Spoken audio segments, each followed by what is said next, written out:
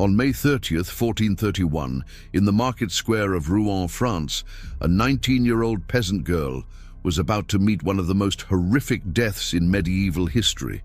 What happened that day would shock even the hardened soldiers who witnessed it, and the deliberate cruelty of her execution would haunt the collective memory of Europe for centuries to come. Joan of Arc, the Maid of Orléans, had risen from humble farmer's daughter to military commander, changing the course of the 100 Years' War. But as she stood bound to a 4-meter-high stake, surrounded by 5,000 jeering spectators, she was no longer the triumphant warrior who had lifted the siege of Orléans. She was a condemned heretic, about to suffer a death designed specifically to maximize her agony. Executioner Geoffroy Terrage had received explicit instructions deviating from standard practice. The unusually high stake made merciful strangulation impossible, ensuring Joan would burn alive and fully conscious.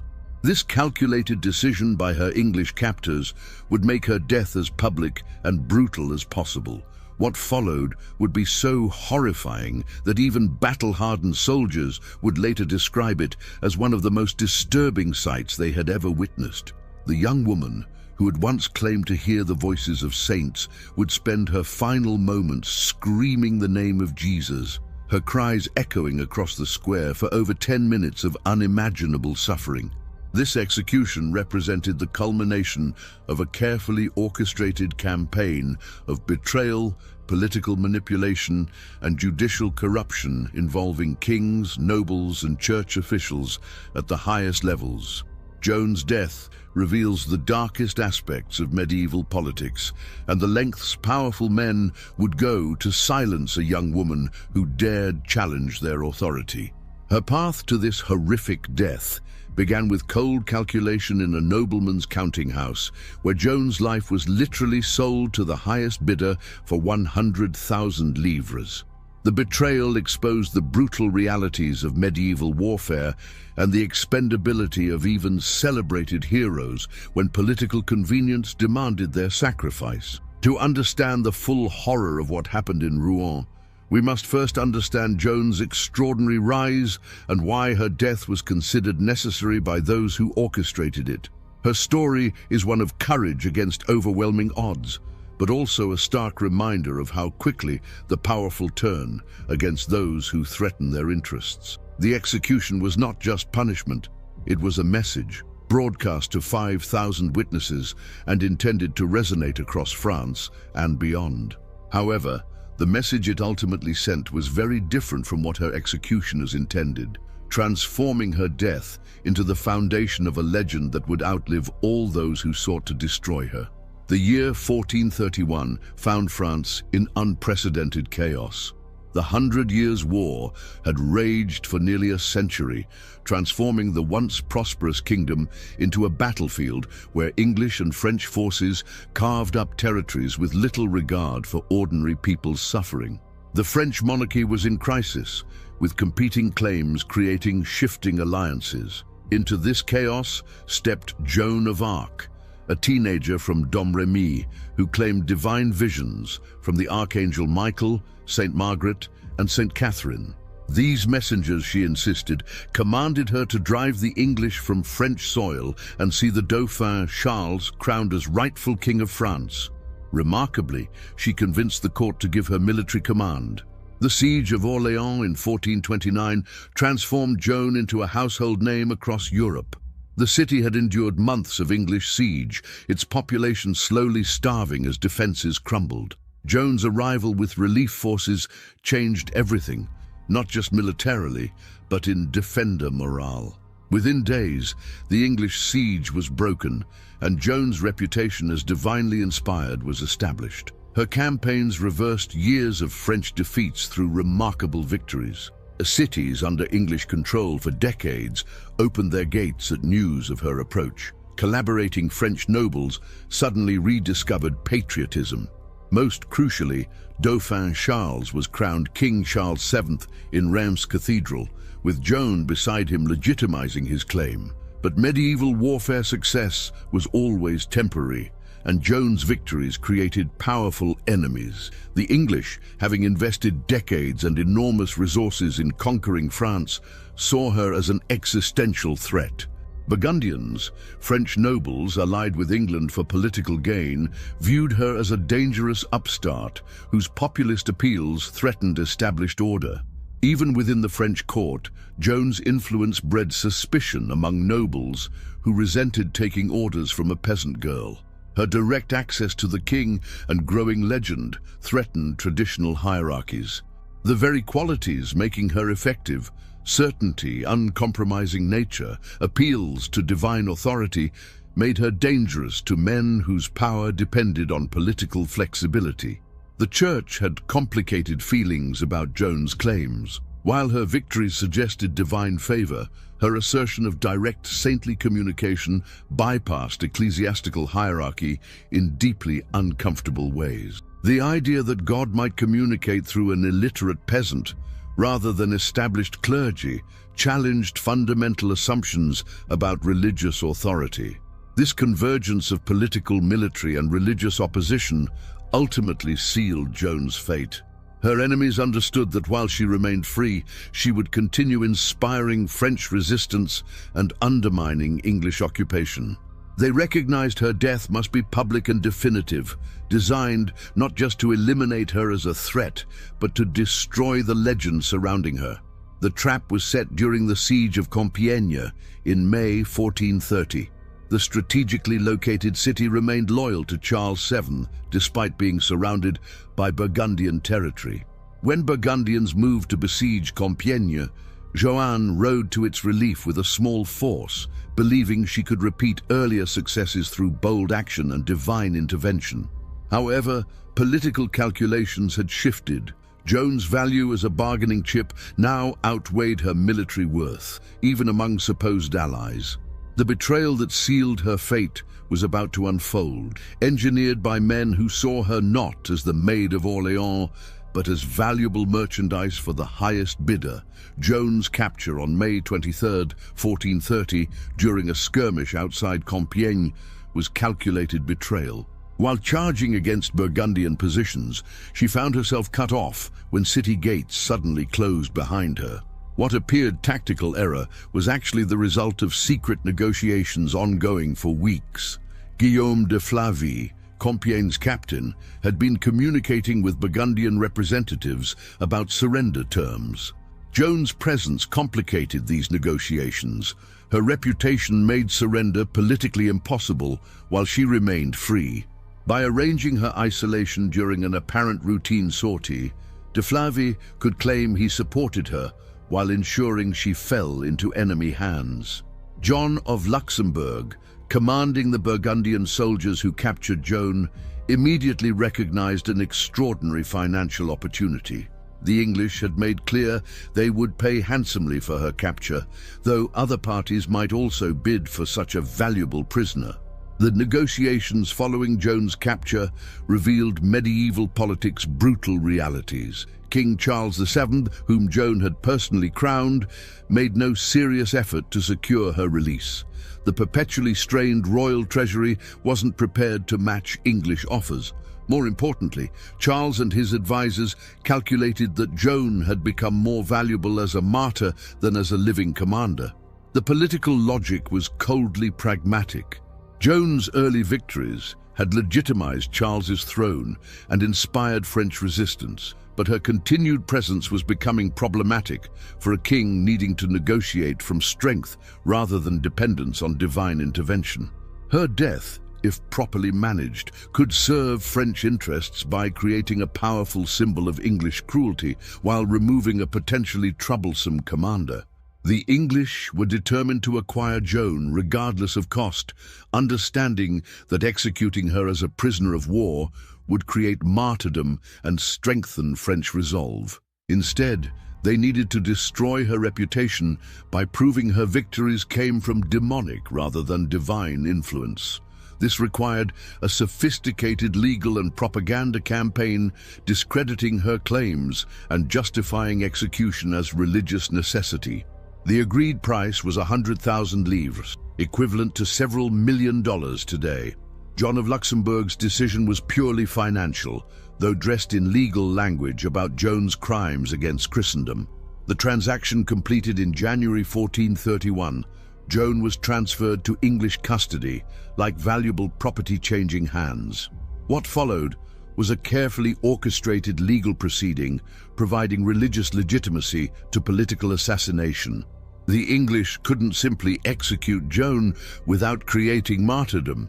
They needed to prove she was a heretic whose victories came from Satan rather than God, requiring church officials willing to pervert judicial process for English political goals. Joan's trial was a masterpiece of medieval legal manipulation involving 42 judges, months of interrogation, and a predetermined outcome decided long before the first witness. What appeared careful ecclesiastical proceeding was elaborate theatre designed to provide religious justification for political execution. Legal proceedings began in February 1431 under Pierre Cauchon, Bishop of Beauvais. Cauchon wasn't a disinterested judge, but a political appointee whose loyalty to England was absolute. Expelled from his episcopal seat by French forces, he had spent years in English territory, making his living serving English interests in various capacities. The tribunal's composition revealed the predetermined nature of proceedings. Of 42 appointed judges, nearly all owed their positions to English patronage. Many were University of Paris academics from the pro-English centre. Others, clergy from English-controlled territories, understanding their advancement depended on delivering required verdicts. Joan's legal situation was hopeless from the start. Denied legal counsel despite canon law, requiring advocates for accused persons, she was forced to face 42 learned men speaking Latin she barely understood, with no one to advise her on legal implications of responses. When she requested French loyal clergy among her judges, this was dismissed as impossible due to ongoing war. Charges against Joan were a carefully constructed mixture of genuine theological concerns and political propaganda designed to justify execution. Primary accusations focused on her claims of direct divine communication, adoption of male clothing, and refusal to submit to church militant authority. Each charge carried potential death sentences if judges chose to interpret them as heresy rather than error. Interrogations that followed were psychological torture designed to break Joan's spirit and force renunciation of her claims. She was questioned for hours daily, often by judges working in shifts to maintain constant pressure. Questions were deliberately repetitive and confusing, designed to catch contradictions or force statements interpretable as heretical. Throughout this ordeal, Joan remained chained in a cell guarded by English soldiers, subjecting her to constant harassment. Despite overwhelming pressure, Joan's responses revealed sharp intelligence and unshakable faith that frustrated interrogators. When asked about her voices, she consistently maintained they came from God and commanded her to save France. Questioned about male clothing, she explained it as practical necessity for military life and prison security. Pressed to submit to church authority, she insisted she was already submitting to God, the ultimate source of all legitimate church authority. The most damaging moments came when questioned about specific military actions and political decisions. Judges were particularly interested in her role in sieges and interactions with King Charles VII, seeking to portray her not as divinely inspired warrior, but as bloodthirsty adventurer who manipulated religious sentiment for personal gain. These accusations clearly distressed Joan, striking at her understanding of her divine mission. As weeks passed, Joan would never voluntarily renounce her claims or submit to the tribunal's authority as demanded. This created problems for Cauchon and associates who needed at least the appearance of legitimate conversion to justify their predetermined verdict. Their solution was psychological manipulation, false promises, and outright deception, culminating in the most controversial moment of proceedings. Physical and psychological pressure applied during spring 1431 was designed to break Joan's spirit without leaving evidence that might discredit legal proceedings. English guards maintained constant surveillance, preventing extended sleep and subjecting her to steady streams of verbal abuse and sexual threats.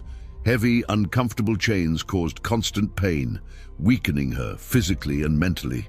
Joan's cell was deliberately designed to maximize psychological distress. Located in a Rouen castle tower, it was cold, damp, and poorly lit, with only a small window providing minimal natural light. Thick walls muffled sound, creating complete isolation. Guards rotated frequently to prevent any sympathy developing between Joan and captors. Food became another instrument of control. Joan received just enough nutrition to stay alive and alert for interrogation, but not enough to maintain physical strength. Meals were deliberately unpalatable and served irregularly to disrupt her sense of time and routine. Water was sometimes withheld for hours to increase discomfort during questioning. Interrogation techniques were sophisticated for their time, designed to exploit Joan's peasant background and limited education. Questions were phrased in complex theological language she struggled to understand. Then her confusion was interpreted as demonic influence. When she gave clear, logical answers, these were dismissed as proof of supernatural coaching. Judges employed circular questioning designed to trap Joan in contradictions. They asked the same questions repeatedly in slightly different forms, hoping to catch inconsistencies interpretable as deception. When Joan recognized these tactics and refused to answer repetitive questions, her refusal was portrayed as obstinacy and evidence of heretical nature. Sexual humiliation was another tool to break resistance. Her male clothing, worn for protection against assault, was confiscated and replaced with women's garments, leaving her more vulnerable to guards. When forced to change clothes before guards, her protests were dismissed as false modesty. The constant threat of sexual violence maintained psychological pressure without leaving physical evidence. Sophisticated psychological manipulation involved false hope and manufactured despair. Joan was alternately told that powerful allies worked for her release and that she had been completely abandoned by former supporters. These emotional extremes wore down psychological defenses, making her more susceptible to suggestions she should confess errors and seek court mercy. Medical attention was deliberately withheld when Joan became ill from imprisonment conditions. When she developed a life-threatening fever, she received just enough care to survive for execution, but not enough to restore full health. This calculated cruelty weakened resistance, while ensuring she would be physically capable of understanding and participating in her final condemnation. By May 1431, these pressures had achieved their intended effect. Joan was physically weakened, emotionally exhausted, and psychologically isolated, to a degree making rational decision-making nearly impossible. Her judges had created perfect conditions for extracting the confession needed to justify execution while maintaining legitimate legal proceedings appearance. On May 24, 1431, Joan was brought to St. Ouen Abbey Cemetery for what judges claimed would be her final opportunity to confess errors and seek church reconciliation. A large crowd gathered to witness what many expected to be either Joan's recantation or immediate execution. The scene was carefully choreographed to maximize psychological pressure and public humiliation while providing merciful justice appearance. The ceremony began with a lengthy sermon by Guillaume Erard, a prominent theologian selected for his ability to deliver compelling public condemnation of Joan's actions. Erard's address was a masterpiece of medieval rhetoric, combining sophisticated theological arguments with emotional appeals designed to turn the crowd against Joan, portraying her not as misguided young woman, but as dangerous heretic whose influence had led thousands astray. Erard's sermon climaxed when he turned directly to Joan, demanding she publicly renounce her claims of divine inspiration and submit to church authority. The crowd fell silent as all eyes turned to the 19-year-old prisoner in chains before a platform filled with learned judges and powerful nobles. The moment emphasized her isolation and powerlessness, while offering final chance to save her life through complete capitulation. Joan's initial response was defiant. She maintained her voices came from God and couldn't renounce what she knew to be true simply to save her life. This declaration caused immediate uproar, with many calling for immediate execution as impenitent heretic. Judges exchanged meaningful glances. Joan's refusal provided justification for the death sentence already decided. But then, something unexpected happened. As crowd hostility reached crescendo and the executioner prepared immediate burning, Joan suddenly collapsed. Whether from physical exhaustion, psychological pressure, or genuine terror at immediate death prospect, she began weeping and declared willingness to submit to church authority. This apparent breakdown was exactly what judges had worked toward for months. What followed was carefully orchestrated theater designed to extract public confession while ensuring Joan could later be executed as relapsed heretic. An abjuration document was quickly produced, supposedly containing Joan's confession of error and renunciation of claims. The document was read aloud in Latin, which Joan couldn't understand, and she was told signing would save her life and result in transfer to church prison with greater mercy. Joan's decision to sign the abjuration resulted from psychological manipulation, physical exhaustion, and false promises her judges never intended to keep. She was told her confession would result in life imprisonment rather than death, and transfer to church prison, where women rather than English soldiers would guard her. These were lies, but Joan had no way of knowing this, as she made her mark on a document she couldn't read. The crowd's reaction to Joan's apparent recantation was mixed. Some were disappointed they wouldn't witness immediate execution, while others were moved by what appeared genuine repentance. Judges proclaimed Joan's confession demonstrated church mercy and willingness to forgive serious errors when acknowledged with proper humility. Behind satisfied expressions lay knowledge this apparent mercy was merely the first act in drama ending with Joan's death. The promised transfer to church custody never materialized. Instead, Joan returned to the same cell, chains, and English guards who had tormented her throughout imprisonment. The only change was requiring women's clothing as a sign of submission to church authority. This requirement would soon provide judges with the pretext needed for final condemnation. The trap leading to Joan's execution had been perfectly set. Her supposed confession provided legal cover for judges, while leaving her where any return to previous claims could be interpreted as heretical relapse. The death sentence her enemies always intended was now only days away, with no possibility of escape or reprieve. Joan's return to her cell after abjuration marked the beginning of her persecution's final phase. English guards, temporarily restrained during public proceedings, now felt free to increase harassment and abuse. They focused particularly on forcing her to abandon male clothing that had been one of the primary charges, seeing opportunity to humiliate her further while providing grounds for renewed heresy accusations. The clothing issue was more complex than it appeared. Joan had initially adopted male dress for practical reasons during military campaigns, but it had also become a symbol of her rejection of traditional gender roles and claim to divine authority.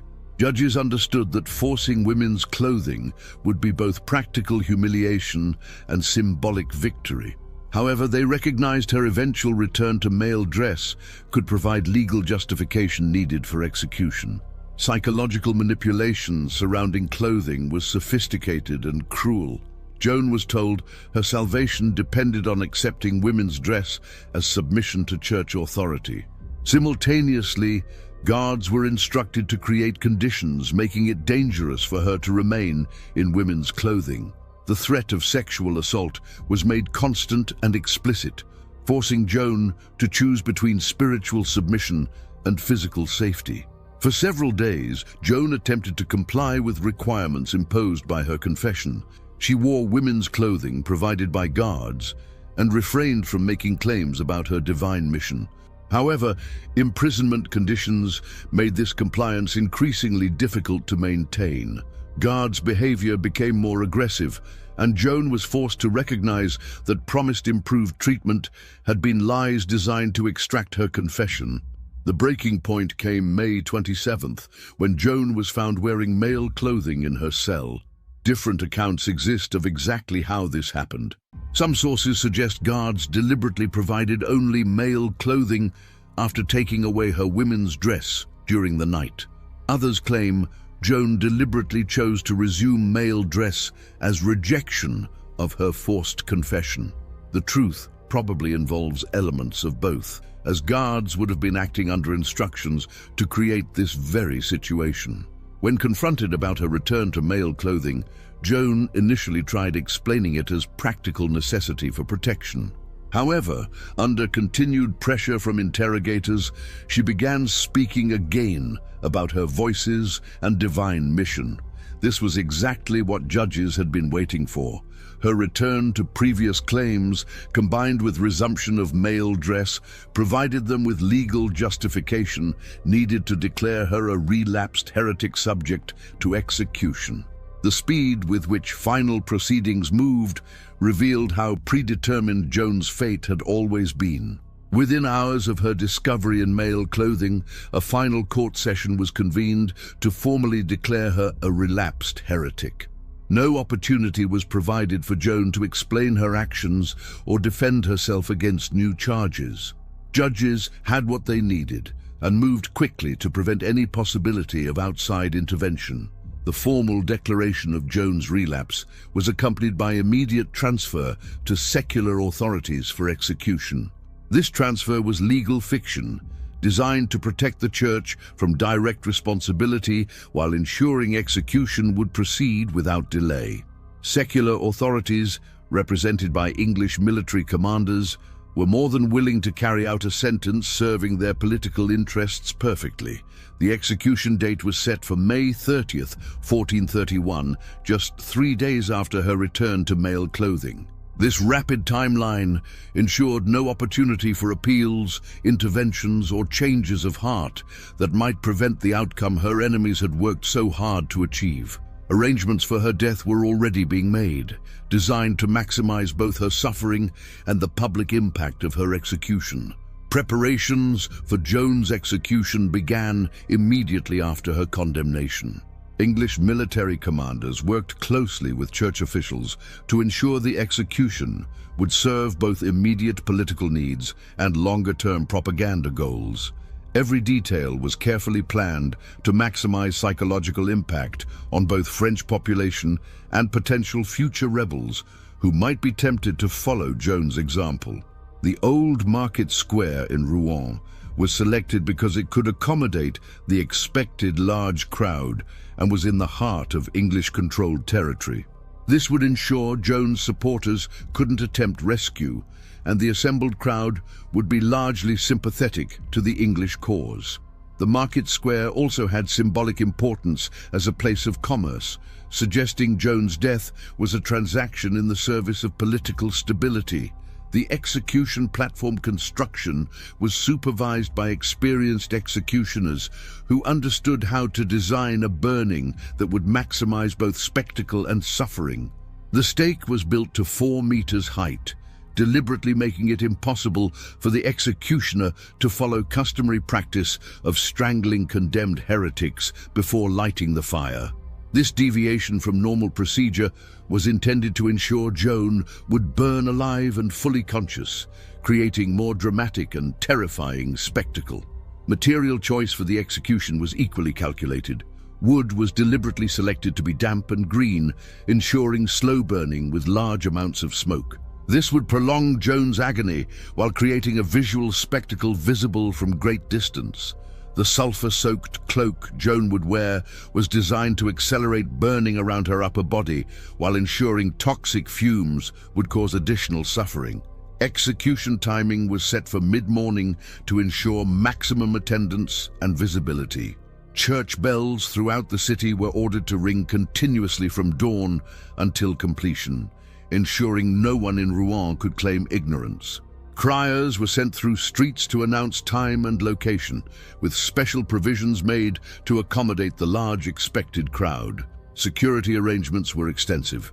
English soldiers were stationed throughout the market square and along all routes leading to it, with orders to prevent disturbances and arrest anyone showing sympathy for Joan. The executioner and assistants were provided with armed guards to protect from possible rescue attempts. Additional troops were kept in reserve, ready to respond to any signs of popular unrest. The propaganda value was carefully considered by English officials who understood Joan's death needed to be seen as justice triumph rather than political revenge. Official proclamations were prepared explaining that Joan's execution was necessary to protect Christendom from demonic forces. These documents would be distributed throughout English-controlled territories to ensure proper interpretation reached all potential audiences. Church officials who conducted Joan's trial were required to attend the execution to provide religious legitimacy. Their presence would demonstrate that Joan's death had full ecclesiastical support and wasn't merely secular political act. This religious endorsement was considered essential for countering any attempts to portray Joan as a martyr for the French cause. Final preparations included arrangements for disposing of Joan's remains to prevent them becoming relics that might inspire future resistance. Plans were made to burn her body completely, then scatter ashes in the Seine River to ensure no physical trace remained. This precaution reflected English understanding that even in death, Joan might continue to pose a threat to their control of France. At 9 o'clock on May 30th, 1431, Joan of Arc was brought from her cell for the final time. The 19-year-old who emerged bore little resemblance to the confident military commander who had lifted the siege of Orléans 2 years earlier. Months of imprisonment, psychological torture, and physical deprivation had left her gaunt and weakened, but captors ensured she was alert enough to understand fully what was about to happen. The procession to the execution site was deliberately designed as public humiliation. Joan was dressed in a long white shift and sulfur-soaked cloak that would accelerate her burning while filling her lungs with toxic fumes. A paper mitre was placed on her head, inscribed with "Heretic, Relapsed, Apostate, Idolater," ensuring even illiterate observers would understand the charges. The slow march through Rouen streets allowed maximum opportunity for assembled crowds to see the condemned woman and understand the price of defying English authority. The crowd gathered in the old market square numbered approximately 5,000 people, making it one of the largest public executions in medieval French history. The composition was carefully managed by English authorities, who ensured most attendees were English supporters or French collaborators counted on to view proceedings favorably. However, even among this selected audience, many would later report being disturbed by what they witnessed. As Joan was led to the stake, she was accompanied by 2 friars assigned to provide final spiritual comfort. Brother Martin Ladvenu and Brother Isambard de la Pierre had been chosen for their reputation for piety and ability to provide appropriate religious dignity to proceedings. However, both men would later report being deeply moved by Joan's composure and faith in her final moments, and their testimony would become important evidence in her eventual rehabilitation. The binding of Joan to the stake was carried out with deliberate care to ensure she would be unable to escape flames or lose consciousness prematurely.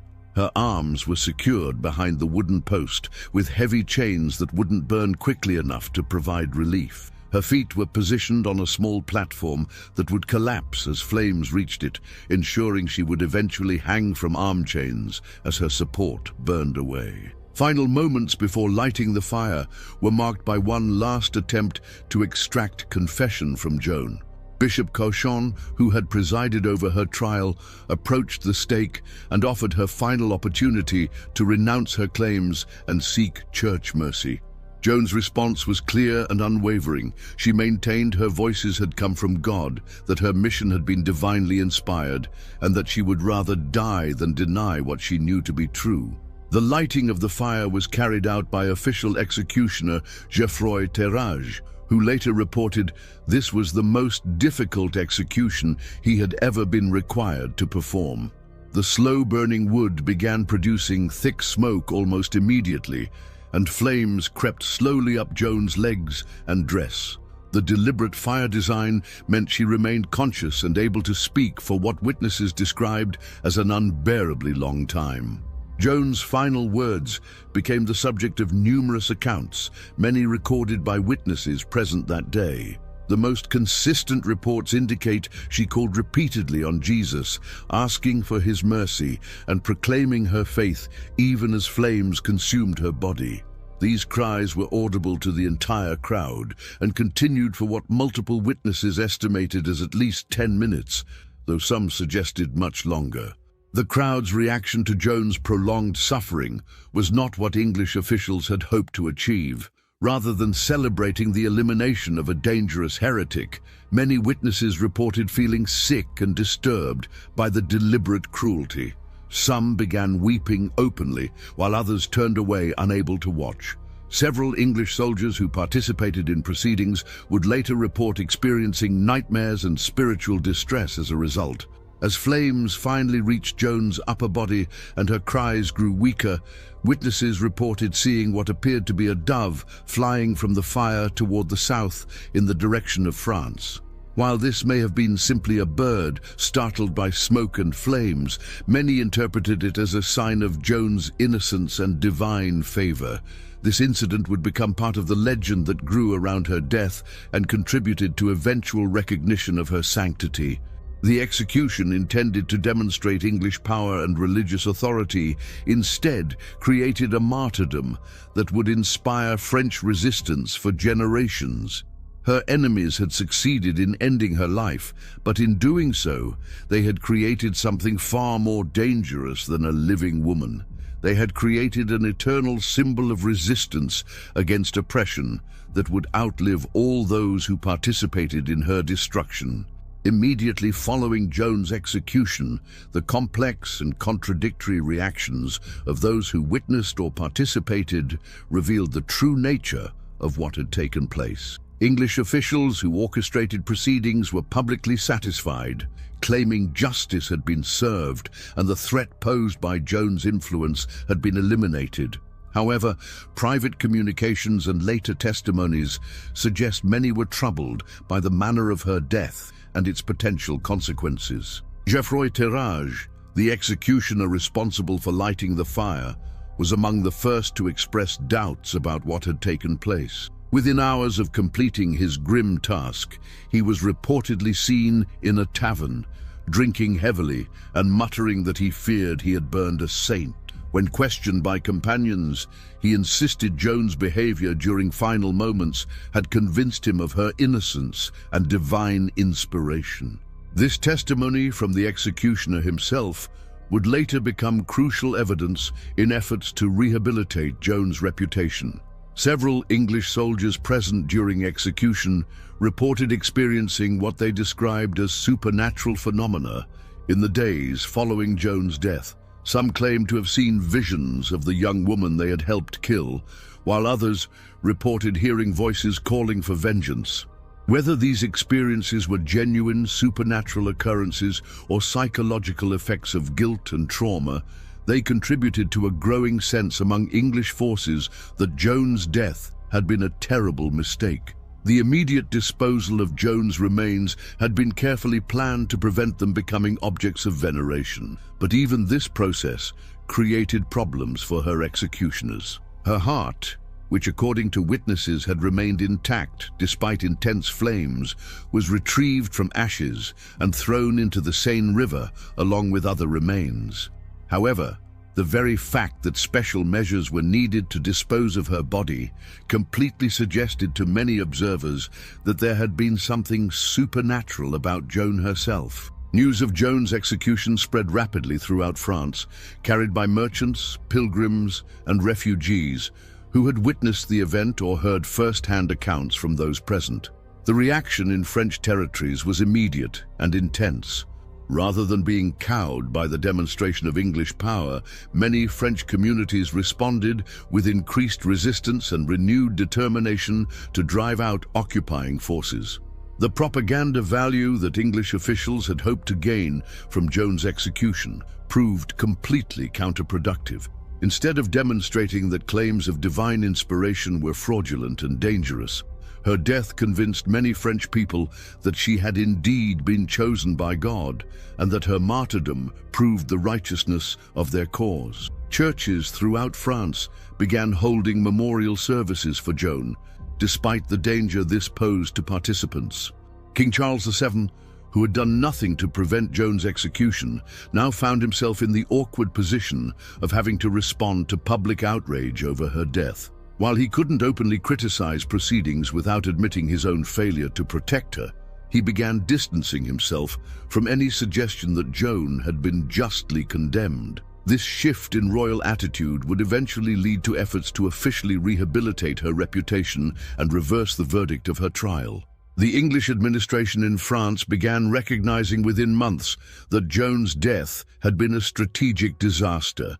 Rather than eliminating French resistance, it had provided the resistance movement with a powerful symbol and rallying cry that proved far more effective than Joan's living presence had ever been. English commanders reported increasing difficulty maintaining control of territories as French forces gained confidence and popular support. Church officials who participated in Joan's trial also began experiencing unexpected consequences. Many faced criticism from their own subordinates and congregations, who questioned how men of God could have participated in such proceedings.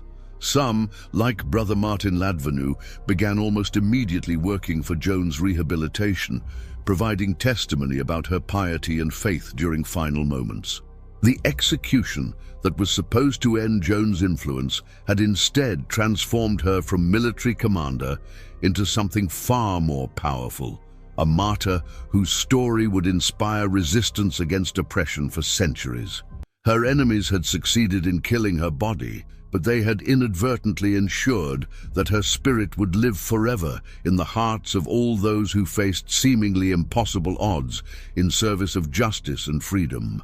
Within 6 months of Joan's execution, the strategic situation in France had begun shifting dramatically in favor of Charles VII and French resistance.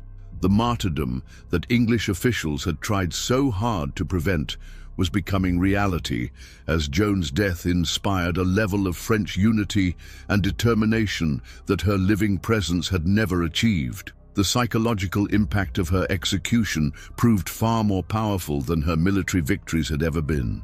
The most immediate change was in morale and fighting effectiveness of French forces. Soldiers who had previously been reluctant to engage English armies now showed fierce determination that surprised their commanders.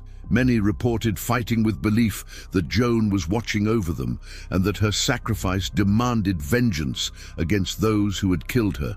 This transformation in military spirit translated into a series of French victories that reversed years of English gains. Cities and towns that had accepted English occupation began experiencing uprisings and resistance movements inspired by Joan's example.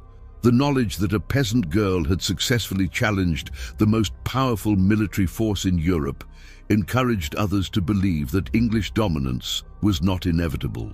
Local populations that had been passive under occupation began providing intelligence and support to French forces, making English control increasingly difficult to maintain. The diplomatic consequences of Joan's execution also proved damaging to English interests. The brutality of her death, combined with questionable legal procedures that preceded it, alienated potential allies and strengthened French diplomatic positions throughout Europe.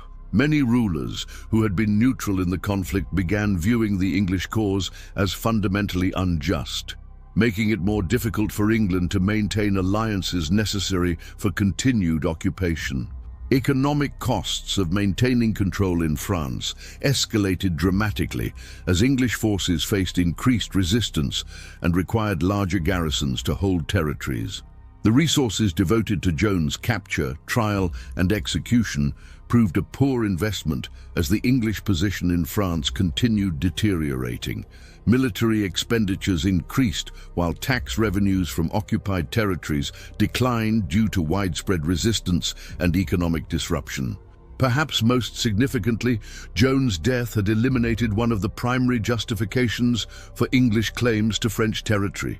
The English had argued their conquest was divinely sanctioned and that French resistance was contrary to God's will. Joan's martyrdom provided powerful counter-evidence to these claims, suggesting instead that God favored French independence and opposed English occupation. This shift in religious symbolism proved devastating to English propaganda efforts. The speed with which French fortunes changed after Joan's death surprised even those most confident in her divine inspiration. The siege of Compiègne, where Joan had been captured, was successfully lifted within months of her execution. Other English strongholds began falling in rapid succession as French forces gained momentum and confidence. Each victory was attributed to Joan's intercession, further strengthening belief in her sanctity and the righteousness of the French cause. By 1435, just 4 years after Joan's execution, the English alliance with Burgundy had collapsed, largely due to changing military and political situation that followed her martyrdom. The Treaty of Arras formally ended Burgundian support for English claims to French territory, leaving English forces isolated and outnumbered. This diplomatic revolution can be traced directly to consequences of Joan's death and the transformation it produced in French national consciousness. The English government in London began recognizing that the execution, which had seemed so necessary in 1431, had proven to be one of the greatest strategic mistakes in English history. Rather than securing English control of France, it had guaranteed the eventual loss of virtually all English territories on the continent. The young woman they had killed to preserve their conquests had become the instrument of their destruction. By 1450, less than 20 years after Joan's execution, English forces had been expelled from virtually all of France except for the port city of Calais. The 100 Years' War, which had seemed close to English victory when Joan was captured, had ended in complete French triumph. The martyrdom that English officials had tried so hard to prevent had indeed occurred, but instead of strengthening their position, it had ensured their ultimate defeat. The long-term consequences of Joan's execution extended far beyond immediate military and political changes. Her martyrdom had created powerful mythology that would influence French national identity for centuries to come, while simultaneously demonstrating the ultimate futility of attempting to suppress popular movements through violence and judicial murder. The process of Joan's rehabilitation began almost immediately after her death, driven initially by political necessity, but ultimately guided by genuine conviction about the injustice of her condemnation. King Charles VII, who had done nothing to save Joan during her lifetime, recognized that his own legitimacy was questioned as long as the woman who had crowned him remained officially condemned as a heretic. This political calculation led to the first formal efforts to reverse the verdict of her trial. The rehabilitation process was lengthy and complex, involving extensive investigation of procedures followed during Joan's original trial and testimony from hundreds of witnesses about her character and conduct. The findings revealed the extent to which her original condemnation had been based on political manipulation rather than legitimate religious concerns. Witness after witness testified to Joan's piety, honesty, and genuine faith, directly contradicting the charges used to justify her execution. The formal reversal of Joan's condemnation came in 1456, 25 years after her death, when a papal court declared her original trial to have been conducted improperly and her conviction to be null and void. This legal rehabilitation cleared Joan of all charges of heresy and witchcraft, officially acknowledging that her execution had been judicial murder rather than legitimate religious punishment. The rehabilitation proceedings also resulted in formal censure of Bishop Cauchon and other officials who had participated in her original condemnation. However, Joan's transformation from condemned heretic to recognized saint was a much longer process that reflected changing attitudes toward her legacy and growing recognition of her spiritual significance. The Catholic Church, which had officially sanctioned her execution, gradually came to acknowledge that a terrible injustice had been committed and that Joan's claims of divine inspiration had been genuine. This evolution culminated in her beatification in 1909 and canonization in 1920. The elevation of Joan to sainthood represented one of the most dramatic reversals in church history, as the same institution that condemned her to death officially declared her to be among the blessed in heaven. Saint Joan of Arc became not only patron saint of France, but also a symbol of the possibility of redemption and ultimate triumph of truth over political expediency. Her canonization served as acknowledgement that political pressure should never override genuine religious conviction. Joan's influence on French national identity proved even more lasting than her military achievements. She became the embodiment of French resistance to foreign domination and a symbol of the common people's capacity to challenge established authority when motivated by genuine conviction. Her story provided inspiration for countless later movements seeking to overthrow oppression and establish justice, both within France and throughout the world. The irony of Joan's legacy was that her enemies' attempts to destroy her memory through horrific public execution had instead ensured her immortality. The young woman who might have been forgotten as just another medieval military commander became instead an eternal symbol of courage, faith, and resistance to tyranny. Her death, intended to terrorize her supporters, became instead a source of inspiration that outlasted all those who participated in her destruction. Modern historians recognize Joan of Arc as one of the most significant figures in medieval European history, not only for her military achievements, but also for her impact on concepts of nationalism, religious authority, and individual conscience. Her willingness to maintain her convictions even facing death established a model of moral courage that continues inspiring people facing seemingly impossible odds in the struggle for justice and freedom. The execution of Joan of Arc stands as one of history's most shocking examples of how political necessity can corrupt legal and religious institutions, leading them to participate in acts contradicting their own fundamental principles. The young woman who died in agony in Rouen Market Square achieved through martyrdom something far greater than anything she could have accomplished through continued military victory. She became an eternal symbol of the human spirit's refusal to be crushed by oppression. The horrific details of Joan's execution, the deliberately prolonged suffering, calculated cruelty, public humiliation, were intended by executioners to demonstrate the futility of challenging established authority. Instead, they revealed the desperation of her enemies and the lengths to which powerful men would go to silence a voice that threatened their control. The extremity of measures taken against a 19-year-old peasant girl demonstrated how dangerous her simple message of resistance had become. The transformation of Joan from condemned heretic to canonized saint represents one of history's most complete vindications of an individual destroyed by the political and religious establishments of her time.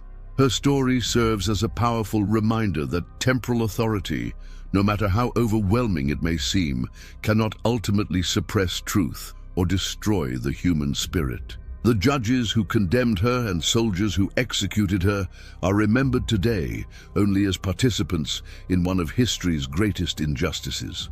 The legacy of Joan of Arc extends far beyond her role in medieval French history to encompass universal themes of courage, conviction, and the power of ordinary individuals to change the course of events. Her willingness to maintain her beliefs when faced with the most horrible death imaginable established a standard of moral courage that continues inspiring people throughout the world. She proved that the most powerful force in human affairs is not military might or political authority, but the unshakable conviction of a single individual willing to die rather than compromise their principles. The execution designed to end Joan's influence instead ensured that her story would be told for centuries to come, inspiring countless others to stand up against injustice and oppression. Her enemies succeeded in destroying her body, but they inadvertently created something far more powerful, a martyr whose example would outlive empires and whose name would be remembered long after those who killed her had been forgotten. In trying to silence Joan of Arc, her executioners instead gave her a voice that would echo through eternity. The market square in Rouen where Joan died has become a place of pilgrimage and remembrance, visited by thousands annually who come to honor her memory and reflect on the price of courage. A church now stands near the site of her execution, serving as a permanent reminder that those who die for truth and justice, no matter how alone they may seem in their final moments, are never truly defeated. Joan's story continues inspiring anyone who faces overwhelming odds in service of what they know to be right. Her final cry of "Jesus," echoing across the medieval market square, has become one of history's most powerful testimonies to the triumph of faith over fear and spirit over flesh. In that moment of ultimate agony, Joan of Arc achieved something that no military victory could have provided.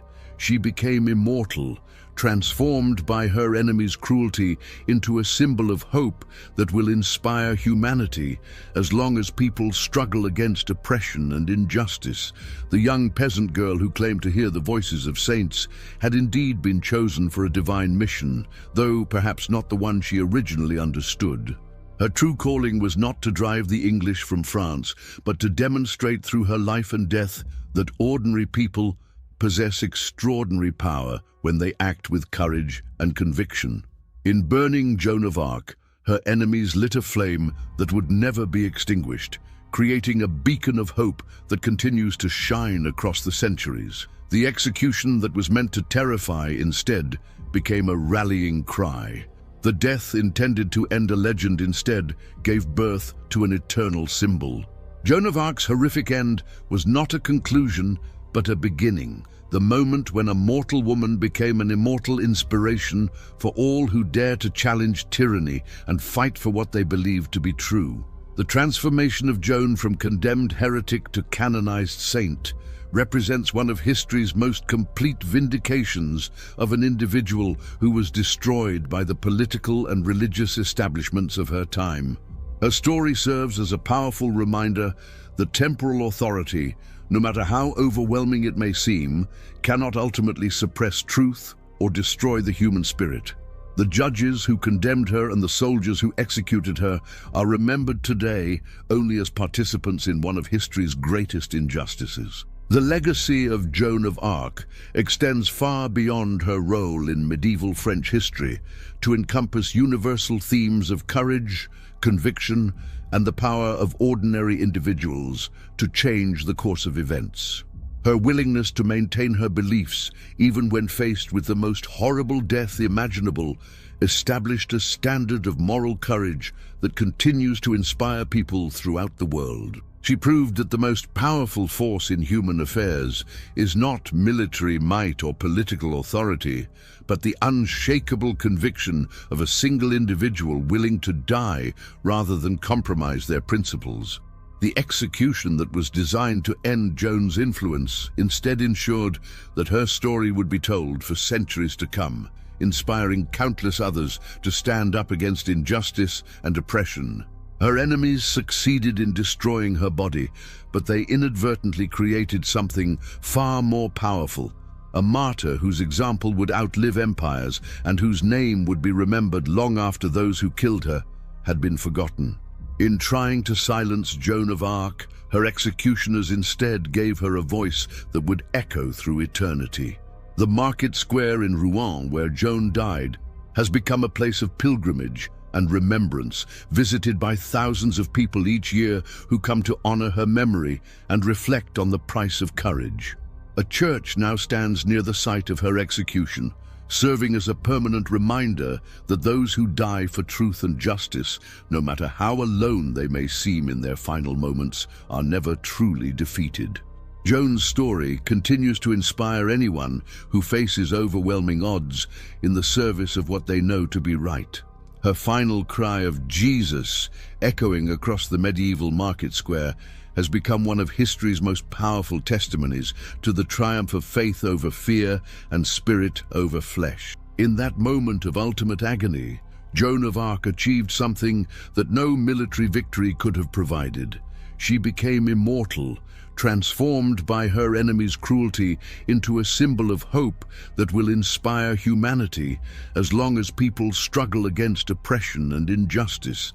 The young peasant girl who claimed to hear the voices of saints had indeed been chosen for a divine mission, though perhaps not the one she originally understood. Her true calling was not to drive the English from France, but to demonstrate through her life and death that ordinary people possess extraordinary power when they act with courage and conviction. In burning Joan of Arc, her enemies lit a flame that would never be extinguished, creating a beacon of hope that continues to shine across the centuries, inspiring all who seek to transform the world through faith, courage, and an unshakable commitment to truth.